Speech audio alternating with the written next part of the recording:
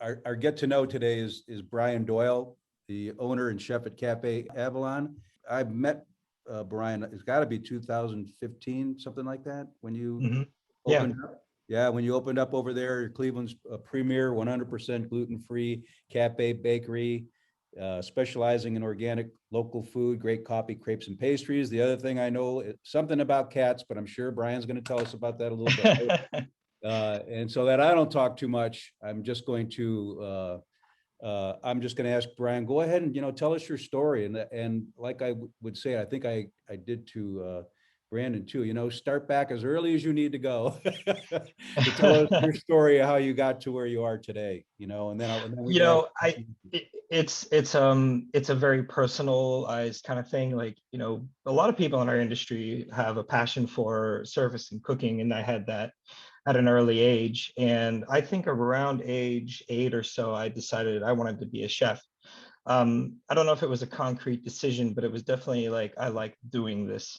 And so ever since then, it was a passion. Went to culinary school at Pennsylvania College of Technology. It's an affiliate campus for Penn State University, which I'm from that area. So I grew up in that area. Moved to Cleveland in '96 and started working in restaurants. Worked my way up the ladder to a few places. Gamekeeper's Tavern was probably the most notable place that I worked at when I first got here. And Ritz-Carlton, a few other restaurants and so forth. Fulton Bar and Grill was kind of like where I got my name on the map, as it were. Doing some creative things there. That was back in 2002.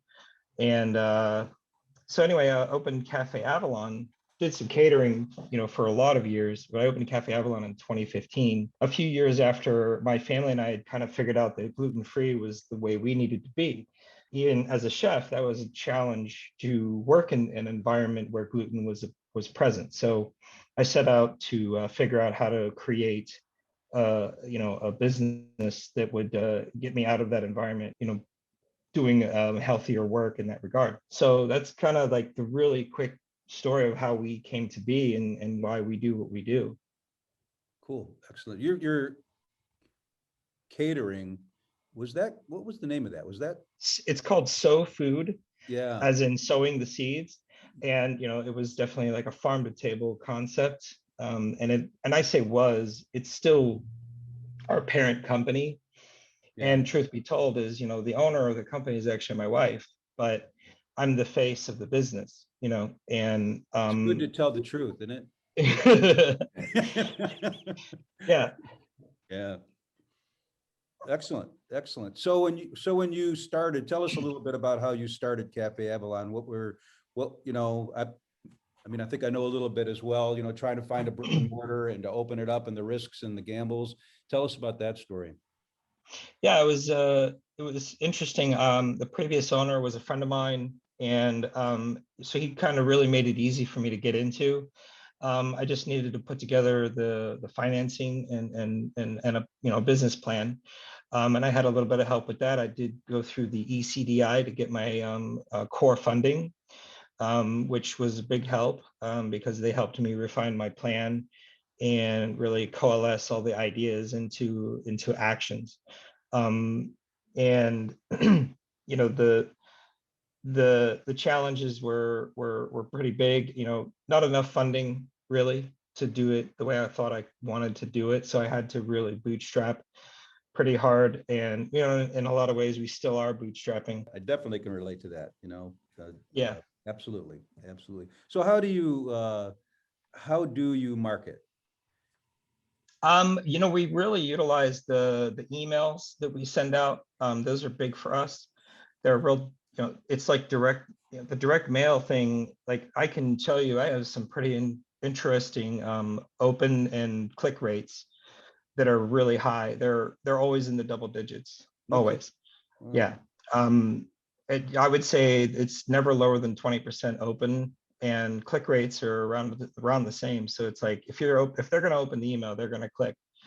Um, and So there's a the trick. So other there's a things trick to that, right? There's a trick to that, right? there are, Yeah, There are. tell us- I think for us, I yeah. have to give credit to the customers too, because they are just so engaged. They're waiting for what we're gonna do next. Mhm. And so they're not just ignoring our emails. The social media too, like Instagram has been big for us. We're trying to get into TikTok a little bit. Facebook too, there's good engagement there. And uh, it, there's a lot of that. It's shifted a little bit. We used to do, a few more other avenues of advertising, but that's been the main marketing, for us for a couple of years now. Yeah, and email's number one. You get your best results from email. Yeah, Yeah. yeah. Email is like the driver, and it all kind of goes through. I'll tell you, Linktree has been a boon for us. That's a great place to put all kinds of things that Mhm. we're doing, and then to create nice little separate links for each of those things to direct people to where we want them to go. So that's been like our landing page for the better part of a year, and some change. Yeah, is that just for restaurants? Linktree? I'm not. No, Linktree is great for a lot of different businesses, depending on what you're doing. So you can have Linktree can be, hey, we're hiring. You can have a link on there for that. Hey, we have this great deal going on. Click here to see more. We're learn more about this other thing that we do, this program that we offer, or whatever it is. Whatever kind of business you have, I think Linktree is actually pretty useful, as a landing page that's not cluttered with any other nonsense that it really crowds out. It's really focused, and it's like click here for this, click here for that, and it's Mhm. it's simple. Yeah. Well, I would say even with email, I feel confident that I know what I'm talking about here, but you can send out email and not get a good response Mhm, regardless of what you do, if you don't mhm, put some effort into the copywriting, into the graphics, into coming up with mhm. new promotions. And like you said, your customers are always waiting to see what you're doing next, which really means you have to figure out what to do next. Yeah, that's true. They Is keep me on my toes. that? Yeah. Yeah. Yeah. They So how do actually, you if I do don't that? send out something within like 2 weeks, they started emailing me. Hey, Is that right? what's going on? Yeah. Yeah, they do. And then they have specific requests. When are you gonna do the Chinese pop-up night again? That's the number one request we get. And it's also the one that is most traumatizing for me. Because it's so busy that it's a real big challenge, but we're so happy that they love it so much. Great. So it's a funny two-edged sword for that. Yeah. What's your well, I want to say what's your favorite dish? That's what it kind of written down, or favorite pastry or favorite, food item. But you can, I'll ask you that, but also what's your best selling? Oh, that's a good question, and I would rather answer that than try to tell you what my favorite is. Um, I don't know if it's ADHD or what that influences what I'm gonna like on a daily basis, but I can tell you that I'm a great lover of dark chocolate personally. That's like a major like I love that so much. Yeah, so best sellers, our vegan carrot cake is our number one bakery item that we sell. It's nut free, it's gluten free, it's dairy free, it's egg free. It's actually amazing. It's one of those recipes that we stumbled upon and we were like, holy crap, this stuff is really good. And we use pumpkin seeds instead of like walnuts that are traditional. And I love the walnuts in there, but we wanted to accommodate as broad of a dietary restriction as possible. So we tried it out with pumpkin seeds, and lo and behold, it was delicious. Yeah, that's You cool. know, What was it yeah, called again? our vegan carrot cake. Carrot cake. Okay. Yeah, and it's a small little cake with a little bit of frosting on top, and it's an individual size. It's like a 4-inch cake, and it's a nice treat to have, either as a snack, or you can convince yourself that it's healthy just because there's carrots involved. You know, there's still sugar and everything, but I could say that it's at least vegan, organic. It's called evaporated cane juice, which is like the pinnacle of the most unprocessed sugar that you can get. And we find that to be important for a variety of reasons. Number one being that it actually retains a little bit of nutritional value as a result of its lack of processing. Cool. Italian. Oh, and the Nashville chicken sandwich is our top seller right now on the savory side of things. I should mention that. Okay, cool. Excellent. I see Italian heritage on your bio somewhere. Yeah. And Southern, but tell me about that. Why aren't you into Italian? Why aren't you an Italian chef? Well, it's funny. We do Italian night, and it's one of my favorite nights because of that familial thing. Whenever I cook the Italian food, it takes me back to my childhood. So, it on my father's side, my grandfather was Irish, of course. That's why my last name is Doyle. Yeah. And my grandmother was from Sicily. And so they both immigrated here, and they met here in the States. So that's kind of where that comes from, and so there's a lot of that's part of where my love for cooking came from. When I was a little kid, I was standing on the chair next to the stove watching my grandmother and helping. I learned how to make gnocchi when I was like 7 years old. Great. That's cool. Did that just go a little bit into your personal life? Tell us about the cats. Tell us. Yeah, sure. No. Yeah, the funniest cat story or whatever is that we are a foster home for cats. About a year ago, we started down this path of becoming a foster for cats, where we work with the Euclid Beach Cat Project, which we just did a fundraiser for on Sunday. It was supposed to be a car wash, turned out to be a rain wash instead. Yeah. But anyway, so currently in my home, I have 26 cats, and 10 of those are actually their residents. They live here. So there are cats. And then the other 16 are fosters that we're looking to get a home for. And so, our lives are pretty interesting. And the side benefit from that has been, it's actually quite therapeutic, apart from the work that's involved in maintaining a good environment for the cats. It's just been this nice, I guess you could call it a hobby or something, right. But it's really cool, and we're glad to be involved, and we're going to be doing a lot more with that in the coming years. Yeah, that's great. So there's no particular reason for me to ask you what your favorite way to combat stress is, because I think that's it, isn't it? Taking care of the cats or balancing. There definitely is that's a big one. Yeah. That's great. That's great. To wrap it up, what does the next year look like? Before I opened Cafe Avalaun, I was the chef at the Beachland Ballroom. And it's a little bit of an early announcement, but I'm going back to them as, I don't want to use the word partner just yet, but it'll be in collaboration with them. We've already begun. I've been supplying them with food for the last couple of weeks until we can get the kitchen open there. And I'll be heading up the operations for the kitchen there. So I'm really excited about that. Live music is an important part of our lives, and and not just the enjoyment of life, but just in general, like it's a part of our economy, and we really need to support that, especially the locally owned businesses like the Beachland Ballroom. Excellent. Excellent. Any questions for Brian? Anybody? Yeah, I have. First of all, it's funny that we're talking about this. I'm about halfway through a book called Hooked. I don't know if you've heard of it. I have. You have, yeah. It's a good book. I'm about halfway through it right now.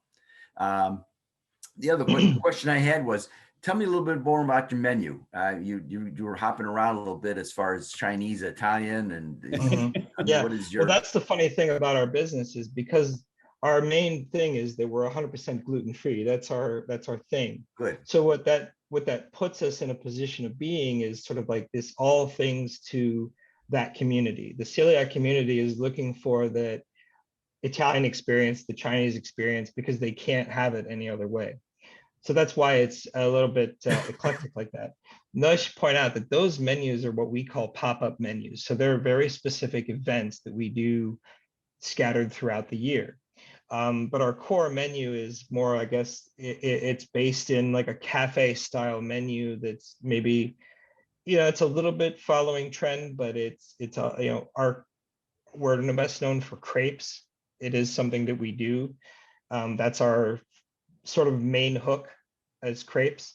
But like I mentioned, the Nashville chicken sandwich, I put that on the menu for an obvious reason. It's a very popular item across all the restaurants out there right now. And ours is a really, really delicious interpretation of that. My favorite crepe is the Philly cheese crepe. So it's based off of the Philly cheesesteak, but it's done up in a crepe. We have amazing coffee beverage program too. Like we use Crooked River coffee that's right on Alpha Park Drive, or Beta Park Drive rather. And we've been, using them since we opened. So the hooks that we are engaged in are quite varied, and they're all centered around those folks that are looking for those experiences. Yeah, I guess what I was trying to get at is if I walked into your place and I sat down, what would you give me a menu of what stuff would be on there? Right. That's what I was trying to guess. I know I heard about the pop-up things, which is great, but okay. Yeah, so it's going to be the crepes, a lot of great sandwiches. We do have breakfast. Our breakfast crepes are really delicious. We have a thing called the Fast Sammy. That's a top seller too. It's a simple biscuit, eggs, cheese, bacon. You can embellish it however you want, but that's a really good option, and it's only like $6.50 for a sandwich. When I say only $6.50, it's very filling. And everything's made in house, like literally everything. Cool. Excellent. Anybody else? Brian, I'm sorry. Okay, go ahead. No, you go ahead, Denise. I have a question. I've been keto, so no sugars, no processed foods. Yeah. So how close does that align with it? There's a few items that would probably fit, but I would say that the large majority of our menu is going to take you out of ketosis. So if depending on your method of ketosis that you're engaged in or where you're at on your path, it's beneficial to take yourself out of ketosis once a day. It just keeps your body fat adapted. And so your body understands that there's more than one fuel to use, ketone bodies as well as glucose. That being said, I don't have a lot of focus on providing keto-friendly menu items. I would suggest an omelet, with lots of cheese and vegetables. There you go. So that's always a good one. That's kind of saves face for me there. But I started off in 2013. I started on the paleo diet that was pretty keto adapted type of diet. So I also went and studied to become a health coach just for the sake of getting knowledge about these types of subjects. Thank you. Yeah. That was a good question, and that was a good answer. So the eggs, so an omelet with a lot of butter. So I do the keto thing, and I just went right back on it again yesterday because I do go off and on it. I spent a lot of years on it, and now I'm off and on, and it's like when you say fat adapted, boy, how quickly I can get right back on it again. I mean, how quickly I can tell. I measure, and I can just tell, when I'm in a state. You can tell just about how you feel. Yeah, really quick. Indeed. Yep. Michael, go ahead. You had a question. Hey, Brian. Hey, thank you for that presentation. It's good to hear a lot of alternative to healthy food out there in our community. My question to you is, how engaged, or are y'all engaged in any community work for us giving back to the community or uplifting our community? Are y'all into any of that type of things? Absolutely. Not specifically in Warrensville Heights, but more a specific organization. So my cousin runs an organization called Fresh Camp. It's called the Refresh Collective. And I'll give you the quick rundown of what they do is they have a camp where they take in children and they teach them about fresh things, fresh food, and then just really present the world in a different paradigm. And it's really interesting. And along the way, they teach them how to write music. So it's in the hip hop genre. And they will then at the culmination of this is they learn about all of these things and they get engaged with the community and improving their own community and engaging others. So they're taught how to do that, how to become their own change agents. And they write these amazing songs and they record them. And they even learn commerce. They learn how to sell the produce. They learn how to sell their music. They learn how to make clothing like t-shirts. They make our t-shirts that we have. Yeah. So we're big supporters of their efforts specifically. Excellent. Okay, Excellent. thank you. It's called the Refresh Collective. Cool. Excellent. Brian, thank you. Thank you so much.